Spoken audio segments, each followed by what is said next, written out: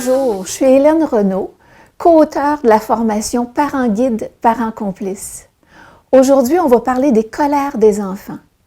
Mais avant même de parler des colères des enfants, on va parler de la colère en général pour mieux la comprendre. On va se poser 3 questions importantes. Qu'est-ce que la colère? À quoi sert-elle? Et pourquoi on utilise la colère? Premièrement, qu'est-ce que la colère? La colère, c'est tout simplement l'expression d'une émotion de frustration ou d'injustice, occasionnée par un sentiment de manque ou de peur. La preuve que le manque et la peur sont la source de toute colère, c'est que si je ne vis pas de manque ou que je ne suis pas dans la peur, c'est impossible qu'une colère monte en moi. Et maintenant, notre deuxième question. La colère, à quoi sert-elle?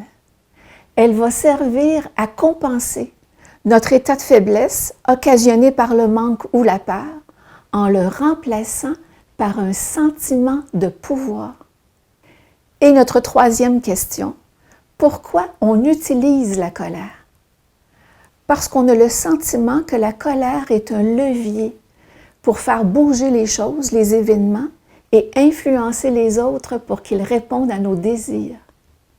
On est persuadé aussi que ce levier va nous permettre de nous débarrasser de notre émotion, de ce sentiment négatif à l'intérieur de nous qui fait qu'on se sent mal. Maintenant que l'on a vu d'où proviennent les colères, on peut mieux comprendre la cause des colères chez les enfants, parce qu'ils fonctionnent avec les mêmes lois que nous les adultes quand ils vivent la peur ou le manque. Par exemple, chez le bébé, ses pleurs et ses crises vont se manifester quand il vit un changement brusque dans son environnement. Supposons qu'avant, vous lui donniez de la purée de carottes et qu'il aimait ça, et que vous lui donnez une nouvelle purée, de la purée de brocoli. Il va éprouver de la peur et un sentiment de manque par rapport à sa purée de carottes.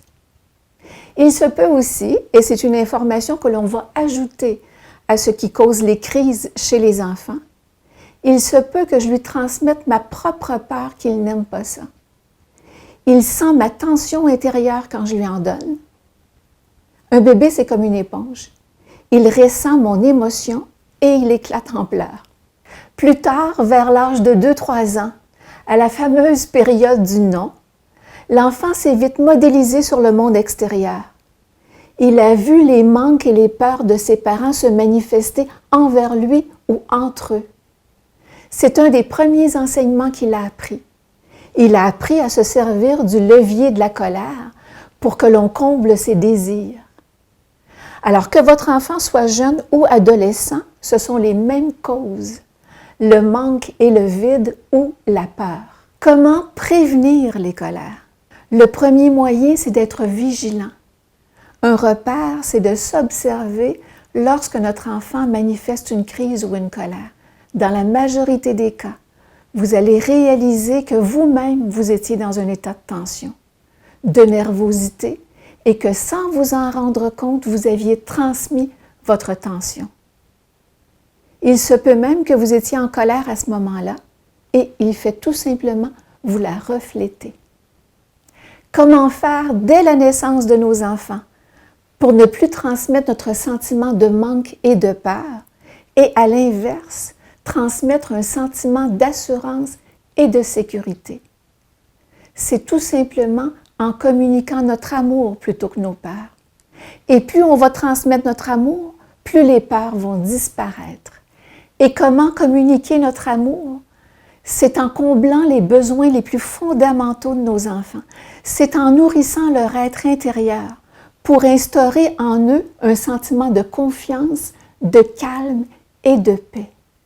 Et plus je vais nourrir ces besoins, plus les miens vont se nourrir en même temps.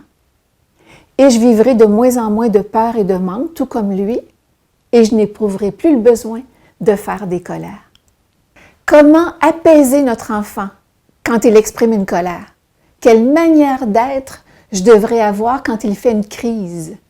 C'est d'élever ma conscience, en faisant un recul dans ma pensée pour ne pas réagir au même niveau émotionnel que lui, et plutôt agir en reconnaissant son émotion avec compassion, douceur et patience, ce qui va moi-même m'apaiser et soulager mon enfant plus rapidement. Voilà une partie de ce qui cause les colères chez les enfants. Vous trouverez un mode d'emploi complet dans notre formation Parents guides, parents complices.